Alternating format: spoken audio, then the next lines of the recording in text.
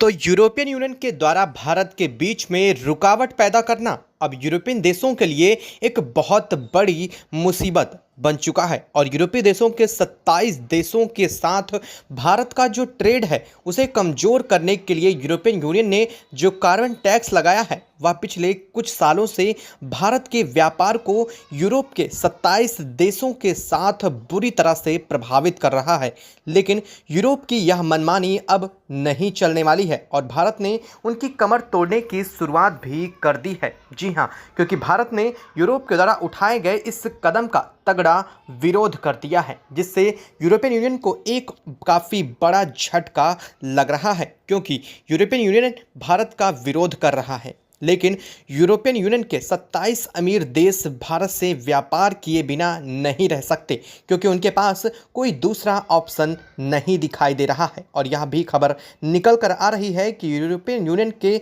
जो ज़्यादातर रिफाइनरीज हैं उनमें ताले लग चुके हैं, यहाँ तक कि वह डाउन हो चुकी हैं, जिसके कारण उन्हें ऑयल की सप्लाई भारत से लेने पर मजबूर हो रहे हैं। भारत के द्वारा यूरोप में ऑयल प्रोडक्ट का एक्सपोर्ट इतनी तेज़ी के साथ बढ़ता जा रहा है। भारत के द्वारा जो ऑयल एक्सपोर्ट हो रहा है उसने पिछले 2 सालों के रिकॉर्ड को तोड़ दिया है। और दुनिया में तनातनी के माहौल के बीच यूरोप में भारत के ऑयल एक्सपोर्ट के आंकड़ों ने दुनिया भर को हिला करके रख दिया है। आखिरकार यूरोपियन यूनियन की रिफाइनरीज क्यों बंद हो गईं और उन्हें भारत से ही ऑयल की सप्लाई क्यों लेना पड़ रहा है, और यूरोपियन देशों के साथ भारत के इतने ज़्यादा डिपेंडेड क्यों हैं, तो इसके बावजूद उनके द्वारा भारत को रोकने के कदम क्यों उठाए जा रहे हैं, यह सारी जानकारी आपको इस वीडियो में आसान शब्दों में बताने वाले हैं। लेकिन आगे बढ़ने से पहले इस वीडियो को एक लाइक करके चैनल को सब्सक्राइब कर लीजिए, क्योंकि यह आपके लिए महज 1 सेकंड का काम है, लेकिन इससे हमारी काफ़ी बड़ी मदद होती है। और दोस्तों,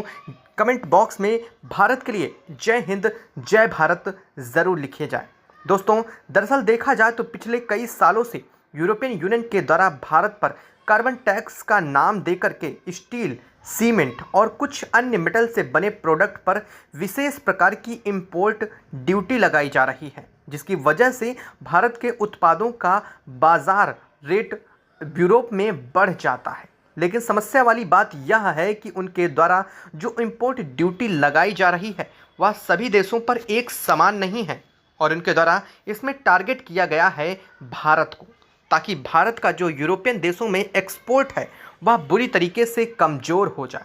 क्योंकि यूरोपियन यूनियन के द्वारा जिन प्रोडक्ट पर इंपोर्ट ड्यूटी लगाई गई है उन प्रोडक्ट को जब हम यूरोप के देश में एक्सपोर्ट करते हैं तो उसके लिए हमें एक्स्ट्रा चार्ज देने पड़ते हैं, जिससे ऑटोमेटिकली जो सामान यूरोपियन देश में पहुंचते हैं उनकी कीमत बढ़ जाती है, जिसके कारण उन्हें ज़्यादा महंगी प्राइस पर बेचना पड़ता है। यानी कि इस कीमत महंगी होने का कारण जाहिर सी बात है कि भारत से जो प्रोडक्ट यूरोप में बेचे जाते हैं उन्हें कौन ही खरीदना चाहेगा। इनका यही टारगेट है कि भारत का जो एक्सपोर्ट है उसे किसी न किसी तरीके से कम किया जाए। इसलिए ज़्यादातर मेटल वाले और सीमेंट के प्रोडक्ट पर इनके द्वारा इंपोर्ट ड्यूटी पिछले कई सालों से लगातार बढ़ती आ रही है,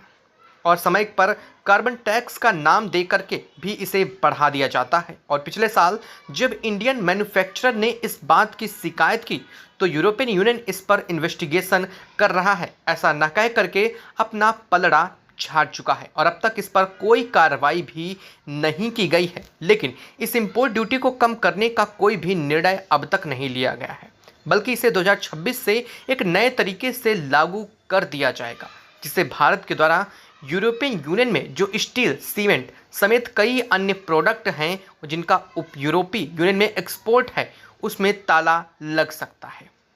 इसलिए हाल ही में रिपोर्ट निकल कर आ रही है कोनाइक्स की भारत के जो फाइनेंस मिनिस्टर हैं इन्होंने यूरोपियन यूनियन के द्वारा लगाए गए इस टैक्स को एक तरफा और मनमानी बताते हुए यूरोपियन यूनियन को तगड़ी फटकार भी लगाई है, जिससे यूरोपियन यूनियन को एक बहुत बड़ा अब झटका भी लग चुका है, क्योंकि भारत ने इस पर तगड़ा एक्शन भी ले लिया है। और अगर हम लोग इस मामले में अब भी शांत रहते हैं तो कहीं ना कहीं आगे चलकर भारत का काफ़ी ज़्यादा नुकसान होने वाला है, क्योंकि पिछले साल भारत का यूरोपियन यूनियन में जो टोटल बायलैटरल ट्रेड हुआ था वह 137 बिलियन डॉलर के करीब था, जिसमें 61 बिलियन डॉलर के प्रोडक्ट को हमने खुद यूरोपियन देशों से इंपोर्ट किया है और जो हम लोगों ने एक्सपोर्ट किया है उसकी वैल्यूएशन लगभग 75 बिलियन डॉलर के करीब है। यानी कि कुल मिलाकर के देखा जाए तो हमने 14 बिलियन डॉलर का व्यापार मुनाफा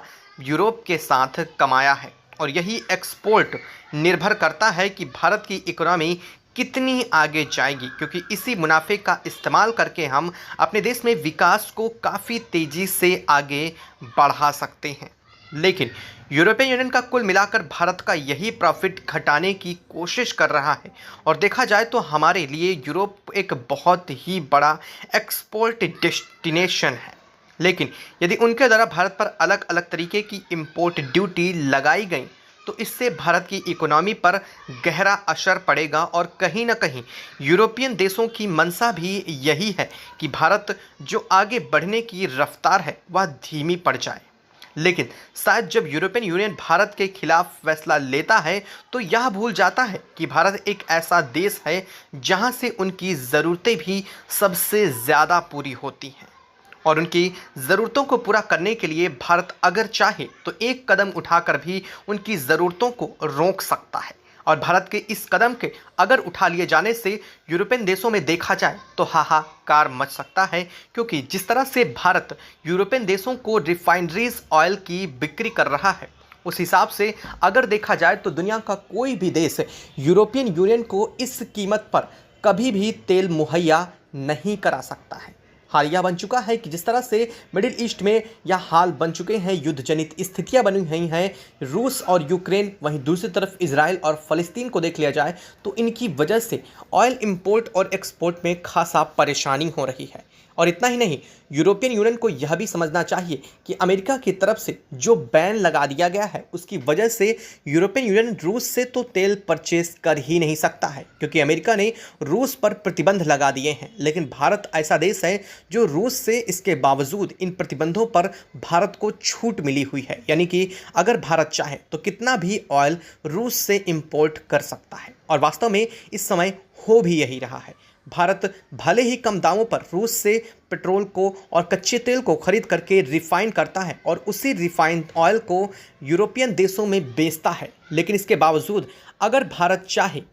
तो इस इंपोर्ट को कम कर सकता है, क्योंकि भारत के लिए इन ऑयल को बेचने के लिए देशों की कमी नहीं है। लेकिन यूरोपियन यूनियन को यह बेहतर समझना चाहिए कि अगर भारत उन्हें ऑयल नहीं देता है तो देने वाले देश उन्हें ऑयल की सप्लाई ज़रूर करेंगे, लेकिन जिस कीमत पर भारत उन्हें ऑयल की सप्लाई करता है वह कीमत पर उन्हें ऑयल की सप्लाई कभी भी नहीं मिल पाएगी। और यह बात यूरोपियन यूनियन भूल जाता है और इसी वजह से वह इंपोर्ट ड्यूटी और अलग अलग तरीके के कार्बन क्रेडिट जैसी सेस भारत के ऊपर इम्पोज करता है। और इस इम्पोज की वजह से अब उनको तगड़ा नुकसान होने वाला है, क्योंकि भारत ने इस पर एक्शन लेने की भी अब तैयारी पूरी कर ली है। भारत का मानना यह है कि अगर ऐसी इंपोर्ट ड्यूटी को यूरोपियन यूनियन बढ़ाता रहता है तो भारत का जो व्यापार घाटा है वह बढ़ना शुरू हो जाएगा, जिसकी वजह से भारत को ऑयल बेचने में कोई फ़ायदा नहीं होगा, क्योंकि भारत ही ऐसा देश है जहां सबसे कम लागत में ऑयल की रिफाइनरीज होती है। ऐसे में भारत से तेल दुनिया का कोई भी देश